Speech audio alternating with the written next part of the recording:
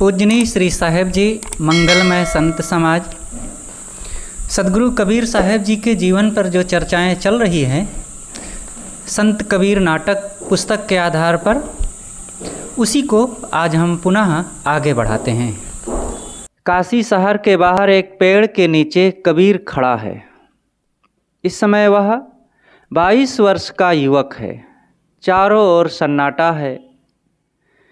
सूर्य अस्त होने जा रहा है। पक्षी अपने घोंसले की ओर लौट रहे हैं। कबीर की आंखों में अश्रु की धारा बह रही है। एकाएक आंसू पोंछकर, ओह, मनुष्यता के साथ यह कैसा अन्याय है। जिन्होंने लोगों की टट्टी साफ की, कपड़े धोए, बाल साफ बनाए, जो स्वयं नंगे रहकर दूसरों को कपड़े दिए, जो अपने श्रम से धनपतियों की कोठियाँ भरते रहें, उन्हें शूद्र कहकर लोग उनका अपमान करते हैं। ओह, यह कैसा दृश्य है। जब ब्राह्मण तथा बड़े आदमी भोजन करके उठते और जूठा फेंकते हैं, तब उसे लेने के लिए कुत्ते और इंसान एक साथ टूट पड़ते हैं। भूख से तड़पते गरीब कुत्तों से जूठन छीनते हैं। हाय रे गरीबी। किसी तरह पेट की अग्नि को बुझाएंगे नहीं तो करेंगे क्या। जो अछूत बने पशुओं की तरह जीवन काट रहे हैं, कैसे होगा उनका उद्धार। एक दो नहीं, लाखों करोड़ों लोग हजारों वर्षों से इस कुचक्र में फंसे हैं। हम किनकी शरण में जावें, कौन करेगा हमारा उद्धार।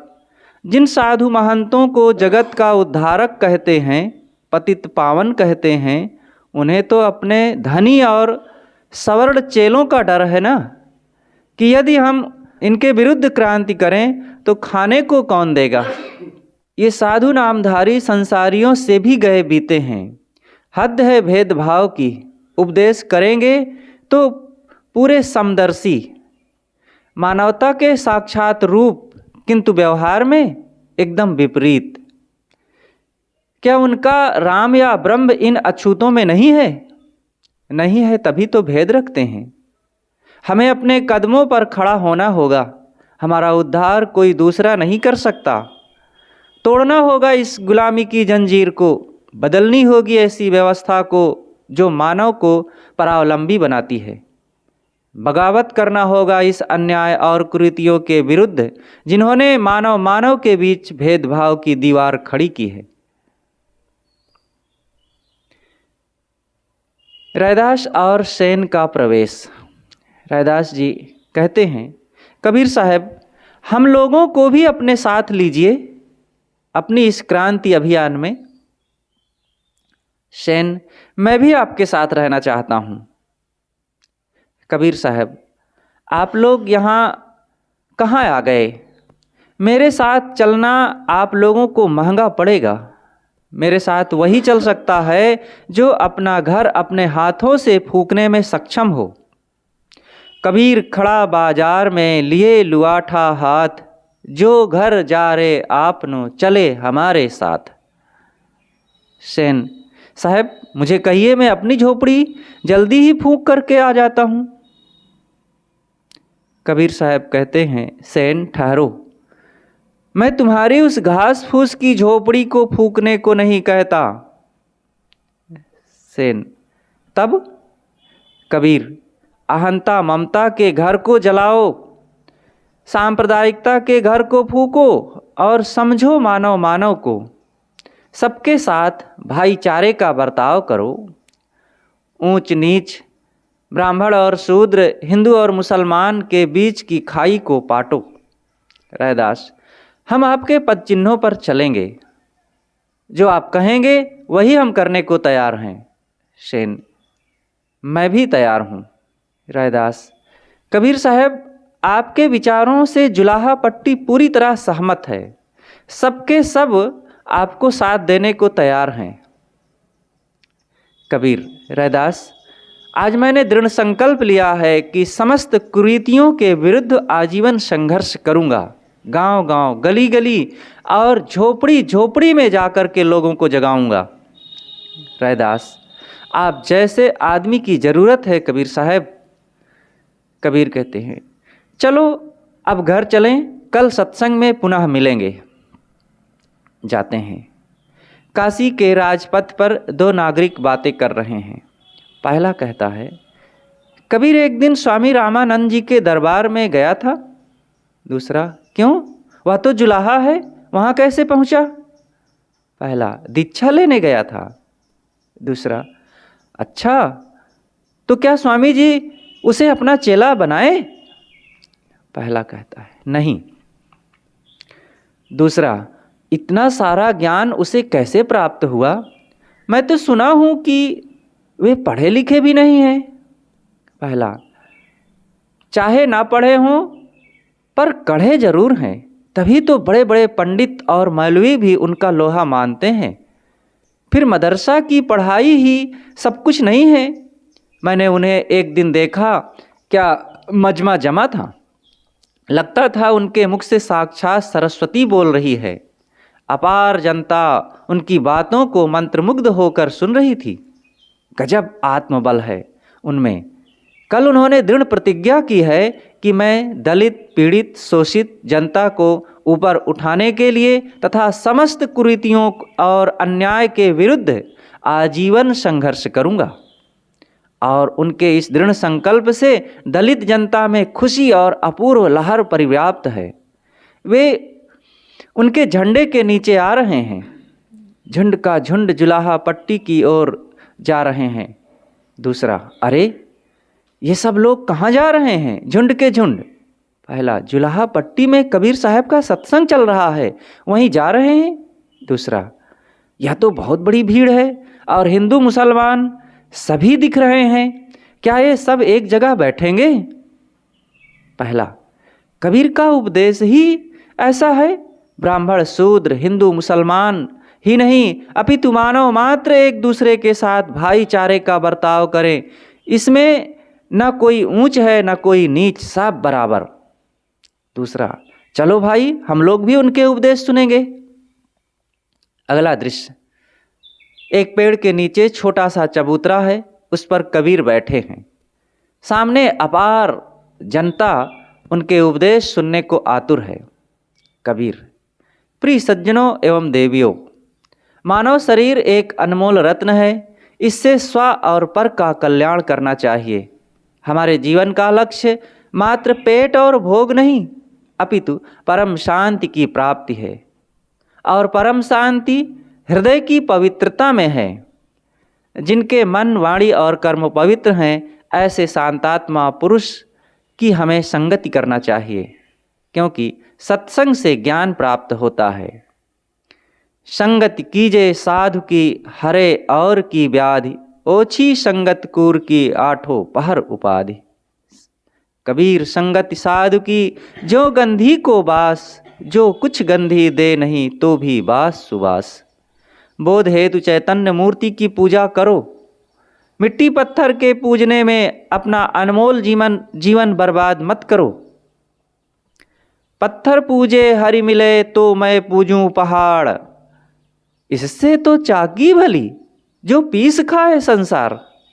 तुम्हारा उद्धार कोई देव गोसैया नहीं कर सकता। तुम अपने बाहुबल का भरोसा रखो, पुरुषार्थी बनो। करु बहिया बल आपनी, छाड़ बिरानी आस, जाके आंगन नदिया बहे, सोकस मरे प्यास। जाति पाति छुआछूत एक पाखंड है। सबके साथ भाईचारे का बर्ताव करो। पहला नारिक, वाह वाह क्या सुंदर विचार है। दूसरा कहता है, ऐसा विचार तो मैंने कभी नहीं सुना था।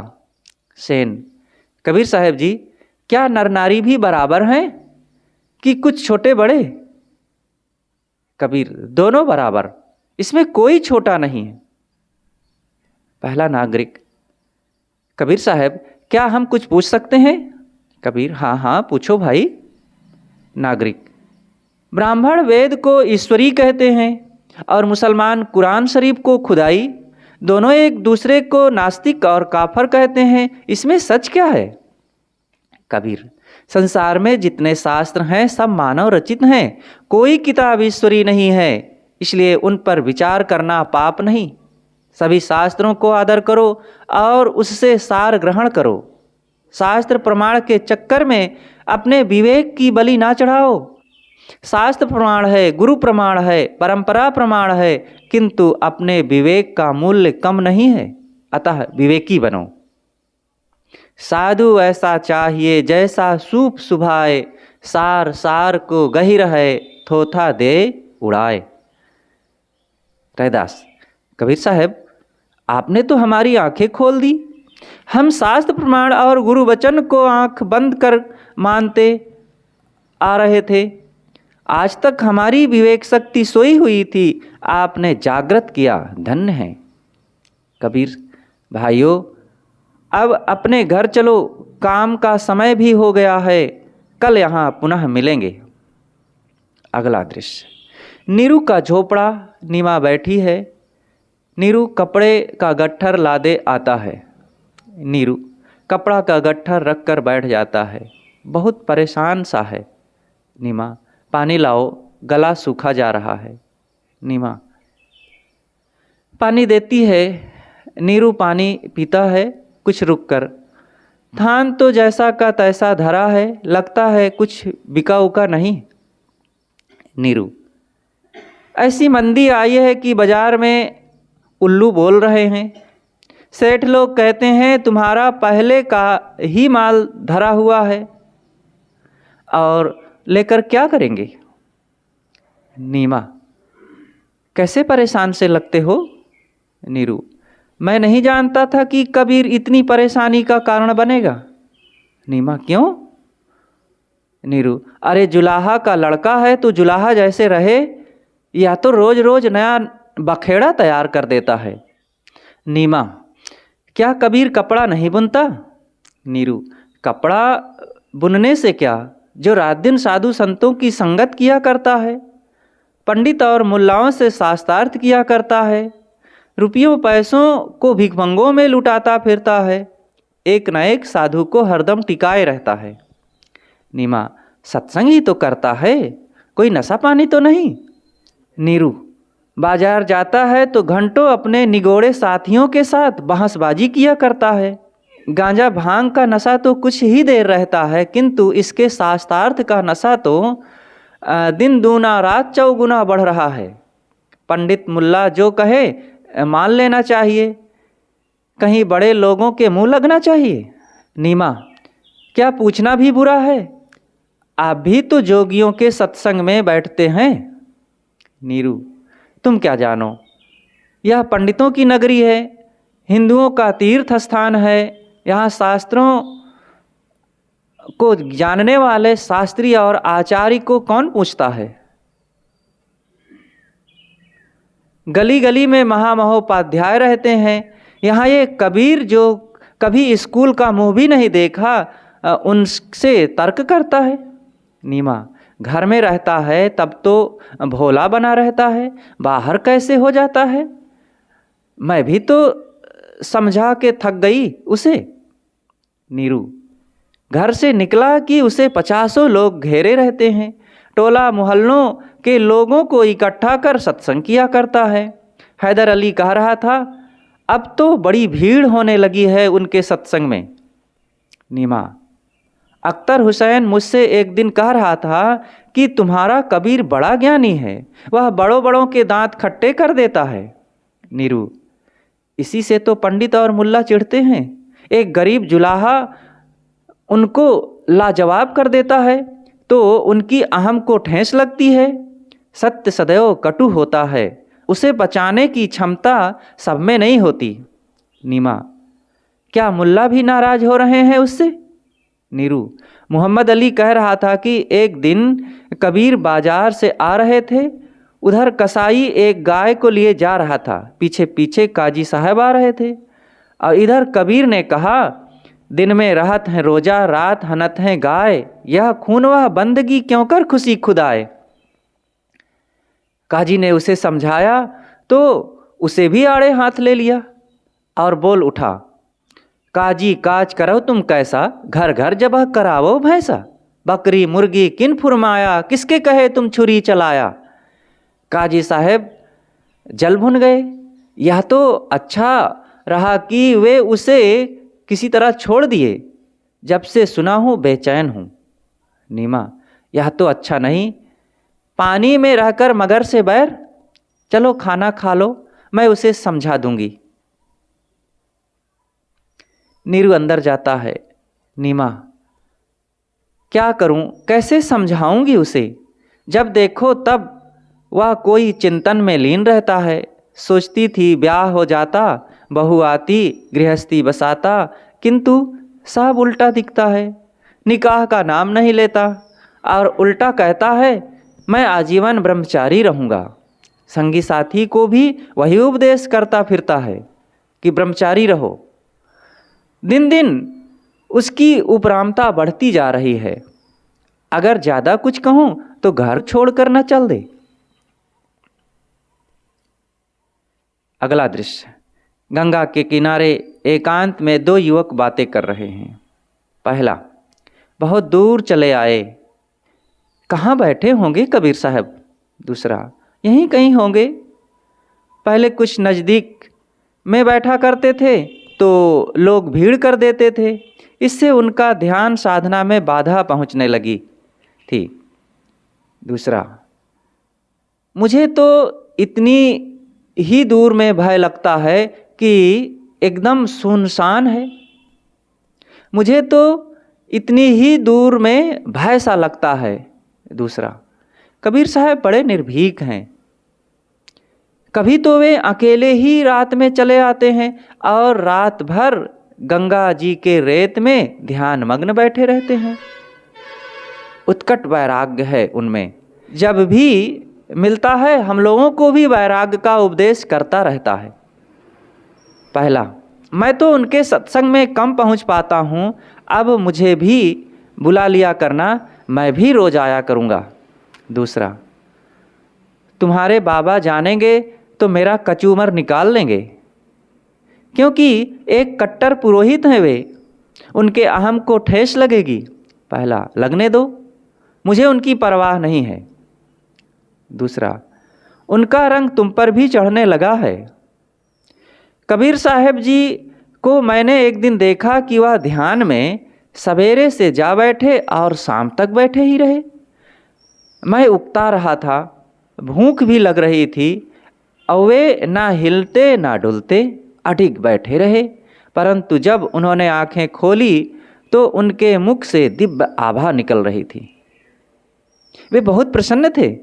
मुझे लगा कि एकटक उसे ही निहारता रहूं। तब से मैं उनके पीछे लग गया हूं। हमारे घर के लोग भी मना करते थे कि तुम जुलाहे के पास मत बैठो, परंतु उनका आकर्षक व्यक्तित्व, उनकी दिव्य रहनी तथा निष्पक्षता के कारण ही मुझे लोग उनसे अलग नहीं कर पाए। रैदास और सेन का प्रवेश। रैदास, आप लोग यहाँ हैं? हम तो खोजते खोजते थक गए, कहाँ है कबीर साहब? दूसरा, उन्हीं को खोजते ढूंढते तो हम यहाँ तक आ गए हैं, कहीं पता नहीं चलता। पहला, कल आप दोनों कहाँ गए थे?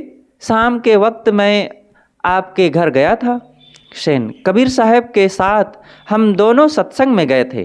पहला, कबीर साहब का सत्संग तो सवेरे ही होता है। सेन, हम लोग दूसरी जगह गए थे।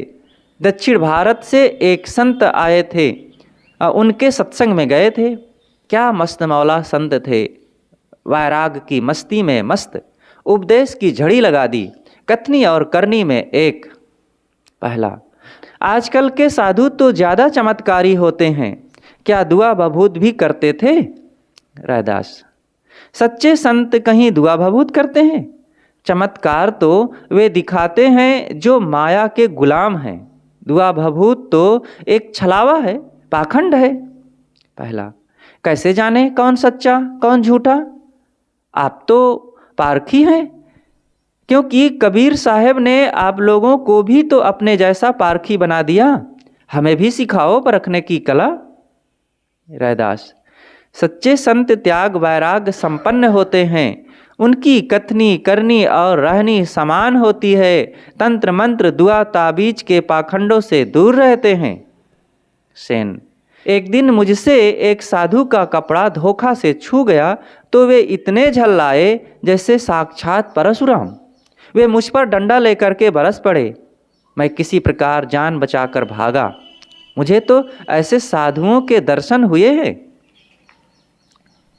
रैदास, प्रिय भैया, सच्चे संत किसी से भी घृणा नहीं करते। वे तो प्रेम की साक्षात मूर्ति होते हैं। छुआछूत तो पाखंड है। पहला, दूर से उंगली से संकेत करता है। वह देखो कबीर साहब कैसे ध्यानस्थ बैठे हैं, कितना तेज है उनके मुखमंडल में। चलो चले, लगता है ध्यान से जग गए। सभी जाते हैं। सब के सब साहेब बंदगी। कबीर साहब, साहेब बंदगी, आओ भाई रैदास जी, सेन जी बैठिए। दूसरा, कबीर साहब आज तो आप बहुत दूर आ गए। कबीर, क्या करूं, नज़दीक में बैठता हूं तो लोग भीड़ कर देते हैं और ध्यान साधना के लिए एकांतवास की महती आवश्यकता है। प्रिय मित्रों, जीवन क्षणिक है। शरीर रूपी पिंजड़े में बोलता पक्षी बैठा है। 10 दरवाजे खुले हैं, पता नहीं किस राह से यह पक्षी कब उड़ जाए। 10 द्वारे का पिंजरा तामे पंछी पौन, रहबे को अचरज है जात अचंभो कौन। इसलिए अपना काम हमें शीघ्र ही करना चाहिए। पेट भोग में तो पशु पक्षी भी चतुर होते हैं। यदि हम भी इतने में ही सीमित रह गए तो क्या किए। मानुष तेरा गुण बड़ा, मांस न आवे काज, हाड़ न होते आभरण, त्वचा न बाजन बाज। काल करे सो आज कर, आज करे सो अब, पल में परलय होएगा, बहुर करोगे कब। पहला, लोग तो कहते हैं जवानी में सांसारिक सुखों का उपभोग करो और बुढ़ापा में भजन। कबीर, क्या जरूरी है कि सब बूढ़ा होते तक जीवित ही रहेंगे। पल पहर की खबर नहीं, धौ यामो क्या होए, आगे की आशा करत, काल हसत मुख मोए। सुरजीत सिंह भी यही कहता था कि राजकाज से छुट्टी नहीं मिलती। कहाँ गया आज। न धन संपत्ति उसके साथ गया और न प्राण प्यारी रानियाँ। माया कारस ले न पाया, अंतरयम बिलार होई धाया। दूसरा, हाय वह तो अभी 25 वर्ष का अच्छा खासा जवान था, क्या खूबसूरत चेहरा था उसका। कबीर, क्या आज उसके लिए परलय नहीं हो गया। मित्रों, इसलिए हमें प्रमाद छोड़कर भजन में लगना चाहिए। जंगल ढेरी राख की ऊपर ऊपर हरियार, ते भी होते मानवी करते रंग रलियार।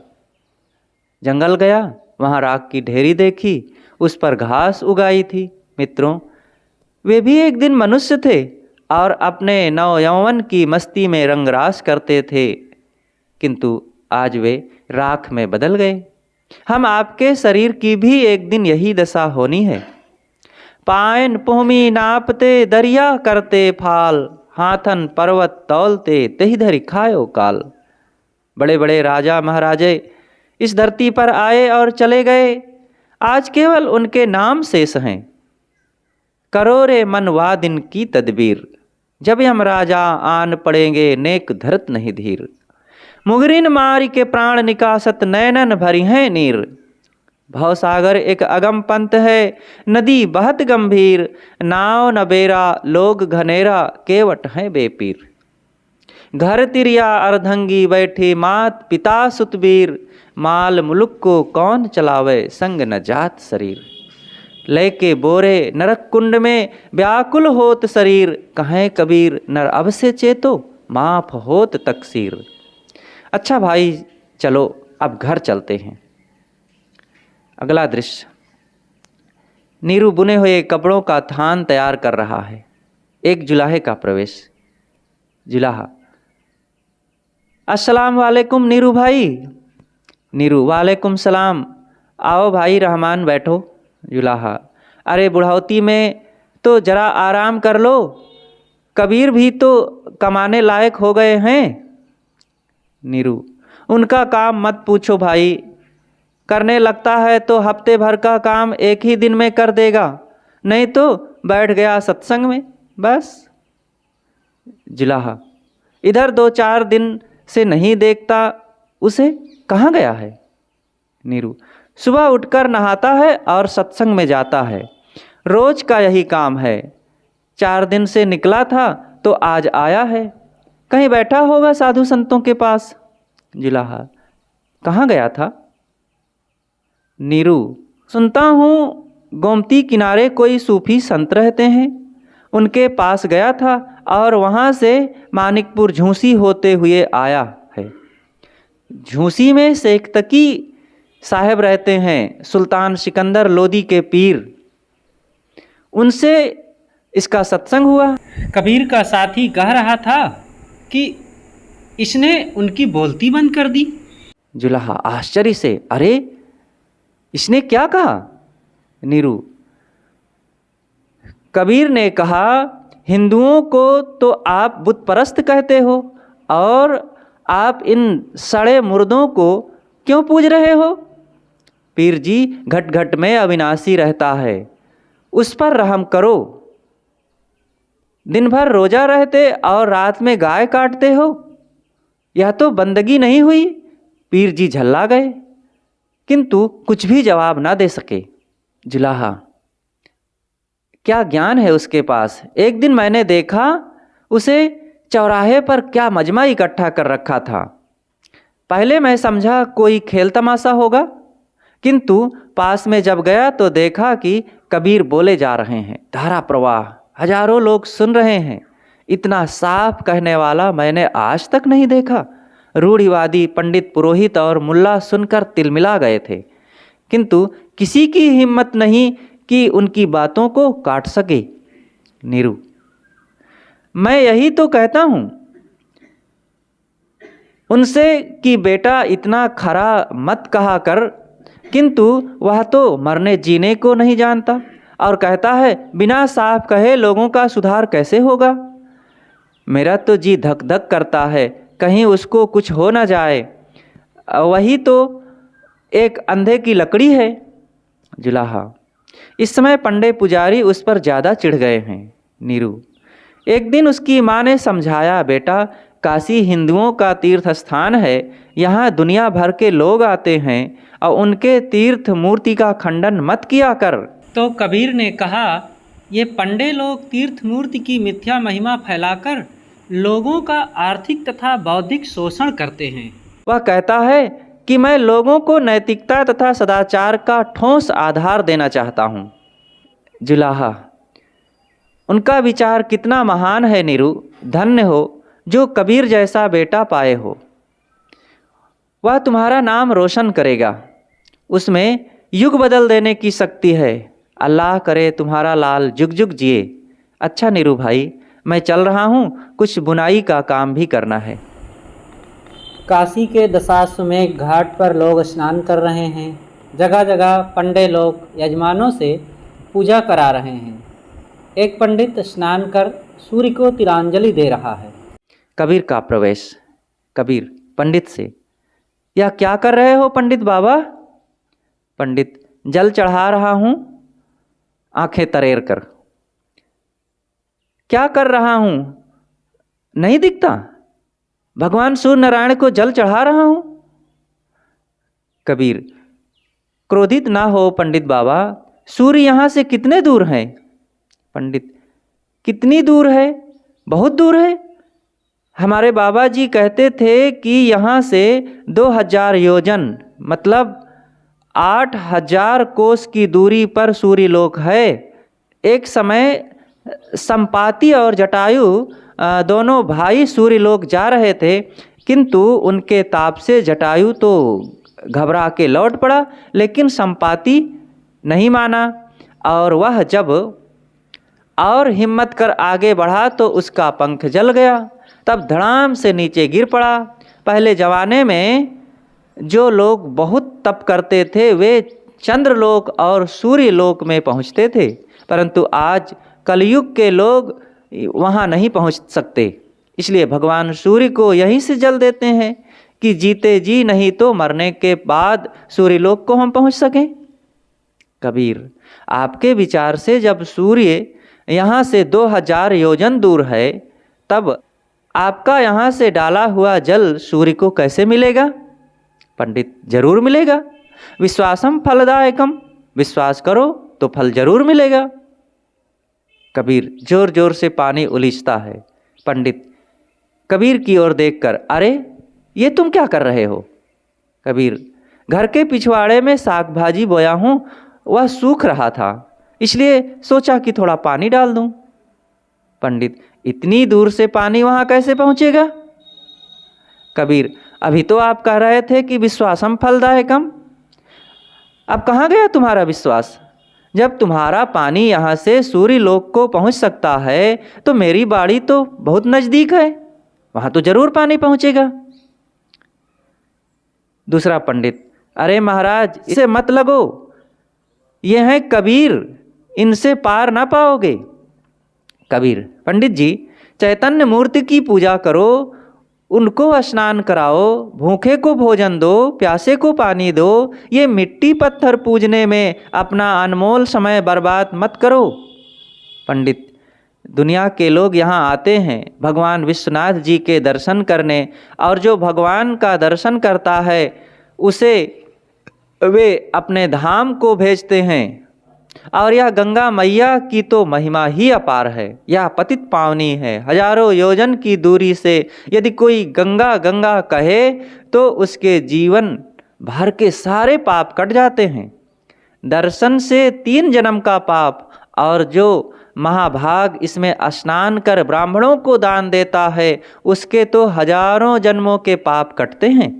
कबीर, कैसे यह पतित पावनी है? बेचारे मेढक, मछली और घड़ियाल जीवन भर गंगा में डूबे रहते हैं, उन पर आज तक कृपा न की, नहीं तो वे कब के मुक्त हो गए होते। भीड़ इकट्ठी हो जाती है। पंडित, हाय यह मलेच्छ गंगा मैया की निंदा करता है। हे गंगा मैया, इस पापी को, इस नास्तिक को बहा क्यों नहीं ले जाती? हे भगवान विश्वनाथ, तुम्हारे रहते यह क्या हो रहा है? तुमने भस्मासुर को भस्म किया, आज तुम इस पापी को भी भस्म कर दो। हाय, सिर पकड़ लेता है। दूसरा पंडित, क्या है पंडित जी, क्यों बौखलाए हो? पंडित, अरे महाराज यह जुलाहा हमारे तीर्थ मूर्ति का खंडन करता है। तीसरा पंडित, ब्राह्मणों जागो, सनातन धर्म नष्ट हो रहा है।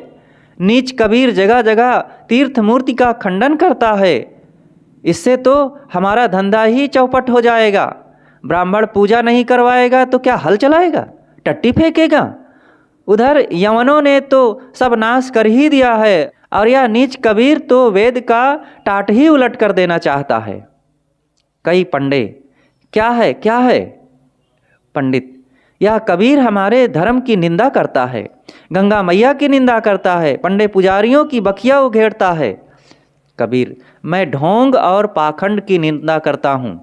पंडे पुजारी होकर भी लोगों को गुमराह करते हो, उनका आर्थिक और बौद्धिक शोषण करते हो। दूसरा, देखो अब भी यह चुप नहीं है। पंडित, बिना इसको खत्म किए हमारा धर्म सुरक्षित नहीं रह सकता। ब्राह्मण धर्म को जीवित रखना चाहते हो तो मात्र एक उपाय है, इसका वध। सबके सब पंडित जी ठीक कह रहे हैं। पंडित, क्या देख रहे हो? पकड़कर बांध लो कबीर को और डाल दो गंगा में, और इसकी तेज धार में यह बह जाए, एक ही बार में काम तमाम। पकड़ो पकड़ो। सभी पंडे दौड़कर उसे पकड़ लेते हैं। पंडित, डाल दो गंगा की तेज धारा में, फिर कौन करेगा ब्राह्मणों का विरोध? किसमें शक्ति है? कबीर, शक्ति जन जन में पैदा हो सकती है, किन किन को फेंकोगे गंगा में? कबीर को घसीट ले जाते हैं। पर्दा गिरता है। अगला दृश्य, काशी के राजपथ पर नागरिक गण बातें कर रहे हैं। पहला, मैंने तो सुना है कल पंडों ने कबीर को बांधकर गंगा में डाल दिया था, परंतु आज मैंने उसे चौराहे पर देखा। दूसरा, आपने जो सुना है वह सच है।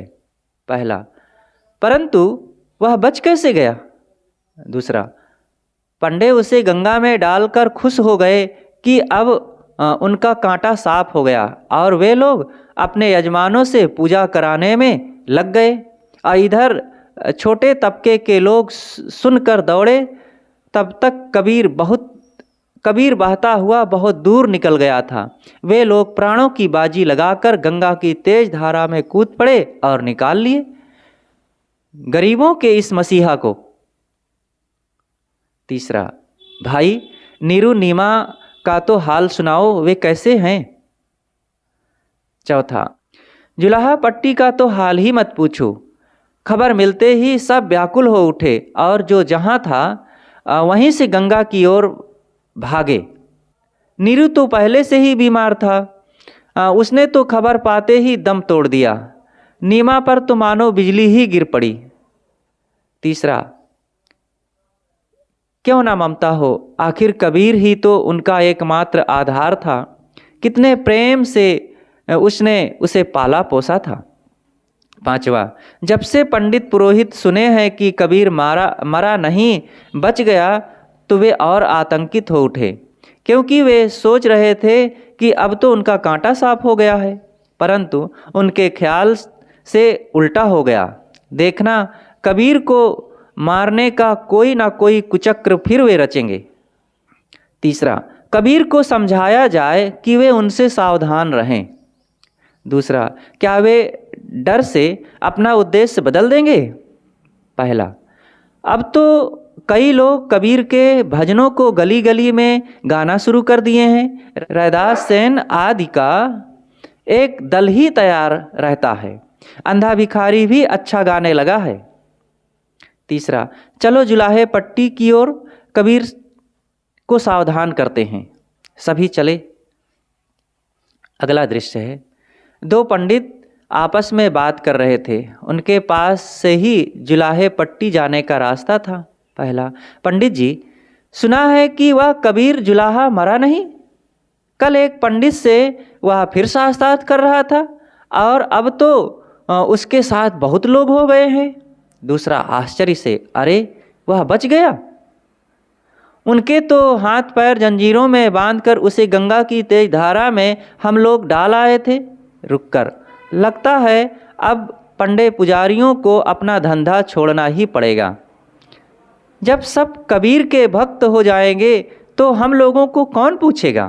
पहला, हाय, एक जमाना था लोगों को जैसे बताया जाता चुपचाप सुनते थे, ब्राह्मणों का आदर करते थे। अब तो लोग पाए लगी करना तक छोड़ रहे हैं। कोई कथा सुनाओ तो लोग तर्क की झड़ी लगा देते हैं और कहते हैं यह सब पोगापंथी है। एक दिन एक जजमान ने मुझसे पूछा कि सत्यनारायण की कथा किसने बनाई है? मैंने कहा, भगवान सत्यनारायण ने नारद को सुनाई थी। उसने कहा कि वही जो लीलावती कलावती ने सुनी थी। मैंने कहा, हाँ। उसने पुनः प्रश्न किया कि लीलावती और कलावती ने क्या सुनी थी? मैं निरुत्तर हो गया। तब उसने कहा, यह सत्यनारायण की कथा नहीं है, झूठ नारायण की कथा है, पेट पालने की कथा है। इस बात को मेरा जवान लड़का भी सुन रहा था। वह बीच में बोल पड़ा, पिताजी, यह झूठ नारायण की कथा कभी नहीं कहूँगा। तब से वह भी कबीर के सत्संग में बैठने लगा। मैं उसे समझा के थक गया। दूसरा, मेरा भी सुनो महाराज।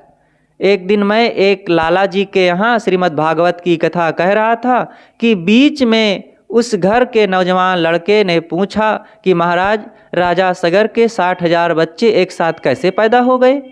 हनुमान जी सूरज को कैसे निगल गए? और महाराज गोकर्ण गाय के कान से कैसे पैदा हो गए? मैंने उसे लाख समझाने का प्रयास किया, शास्त्रों के अनेक प्रमाण दिए, किंतु मामला ना सुलझा और सभी श्रोता उसके पक्ष में हो गए। फिर तो कई लोग पूछना शुरू कर दिए। मैं परेशान होकर बिना सप्ताह पूरा किए ही अधूरे यज्ञ से ही लौट आया। पहला, कलयुग खरा गया है। दिल्ली के तख्त पर मलेच्छ बैठा है। उसने कितने मंदिरों को तोड़वाकर मस्जिद बनवा दिया और हिंदुओं पर जजिया कर लगाया तथा कितने हिंदुओं को तलवार के बल पर मुसलमान बनाए।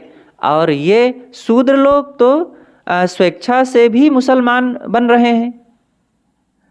जो लोग कल तक हमारे तलवे सहलाते थे वे मुसलमान होते ही हमसे रगड़ कर चलते हैं। दूसरा, मैंने सुना है बादशाह भी इन शूद्रों को अपने बराबर में बैठाकर नमाज पढ़ता है और इन लोगों को आदर करता है तथा ऊंची ऊंची नौकरी में रखता है। हम ब्राह्मण विसुन को कौन पूछेगा अब? पहला, इन शूद्रों को तो देखो, कल तक जो हमारे जूठन पर पलते थे वही लोग कबीर की ताकत से हम लोगों से अकड़ कर बात करते हैं। ये शूद्र आजकल मोटा गए हैं। हम तो समझे थे कांटा साफ हो गया, किंतु दुर्भाग्य से वह बच निकला। अब लगता है कि ब्राह्मण धर्म का सफाया होने वाला है। दूसरा, अरे वह कौन आ रहा है? पहला, देखकर वह तो कबीर ही हैं। घबरा जाते हैं। दूसरा, देखना आज मैं उसकी खबर लेता हूँ, बड़ा ज्ञानी बनता फिरता है, आज समझेगा कि कोई पंडित मिला था। पहला, कबीर पास आ जाते हैं। आज किधर से जनाब? कबीर, बाजार से आ रहा हूँ। दूसरा, कबीर आजकल तो गली गली में तुम्हारी ही चर्चा है, पता नहीं तुमने कौन सा जादू चला दिया है लोगों पर। कबीर, मेरे पास क्या है पंडित जी, मात्र 2.5 अक्षर का प्रेम है। पास में बच्चे खेल रहे थे, उसमें से एक बच्चा भागता हुआ आया और दोनों पंडितों के बीच से निकल गया। पहला, छी छी छी, छू दिया, नीच पापी हरामखोर कहीं का। दूसरा, हम ब्राह्मणों को भी देखता नहीं, अंधा कहीं का, बड़बड़ाता है। अरे पंडित जी, वह तो भंगी मोहल्ले का है। पहला, अब तो सचैल स्नान करना पड़ेगा। दूसरा, स्नान मात्र से क्या, प्रायश्चित भी करना पड़ेगा। कबीर, एक अबोध बच्चे से इतनी घृणा? जिसका हृदय निर्मल आकाश के समान स्वच्छ है उसे आप अपवित्र और पापी कहते हैं? इंसान से छूत मानना सबसे बड़ा पाप है।